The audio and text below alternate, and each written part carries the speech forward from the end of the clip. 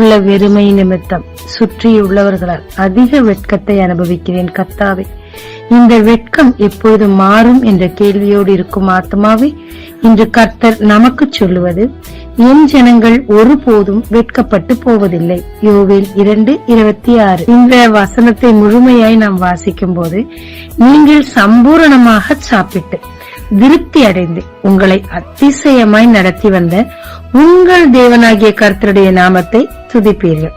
என் ஜனங்கள் ஒருபோதும் வெட்கப்பட்டு போவதில்லை என்று சொல்லப்பட்டது. நம்மிடத்தில் வெறுமை இருக்கும் போது, ஒரு குறைபாடுகள் இருக்கும் போது, நம்ம சுற்றியுள்ளவர்கள் நிமித்தம் உறவுகள் நடுவிலே நமக்கு ஒரு நல்ல மதிப்பே இருக்காது.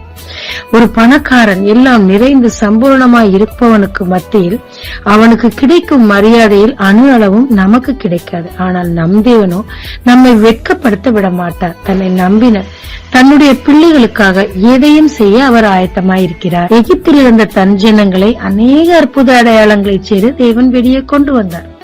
அங்கு சிலர் நினைத்திருக்கலாம், செங்கடல் பிளந்தது, எல்லாம் நடந்தது, ஆனால் இவர்கள் வனாந்தரத்தில் சாக போறது நிச்சயம்.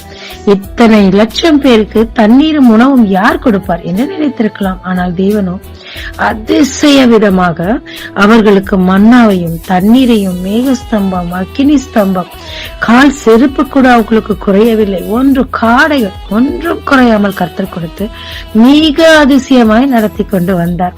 இதற்கு உதாரணமாக எரிகோ மதிலில் இருந்த அந்த ராகாப் என்ற ஸ்திரீயானவள், உங்களுக்கு செய்ததை நாங்கள் கேள்விப்பட்டு எங்கள் இருதயம் துவண்டு போயிருக்கிறது என்று சொன்னார்கள்.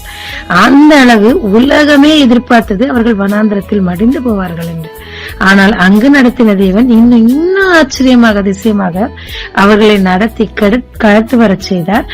உலகத்தின் மத்தியில் அவர்கள் ஒருபோதும் வெட்கமடையாதபடிக்கு ஆச்சரியமாய் அதிசயமாய் அவர்களை தேவன் நடத்தினார். ஆமாங்க, இது இல்லையே அது இல்லையே, எல்லாரும் இதுல எனக்கு வெட்கம் தானே வரும் நீங்க நினைக்க அவசியமே இல்லை. எல்லாவற்றிற்கும் மேலான கர்த்தர் உங்களோடு கூட இருக்கார். தொடர்ந்து அவரை நம்புங்க, திரும்பி பாருங்க, எவ்வளவு அதிசயமா உங்களை நடத்திட்டு வந்திருக்காரு. இனிமேலும் மரண பரியந்தம் உங்களை நடத்துவாருங்க.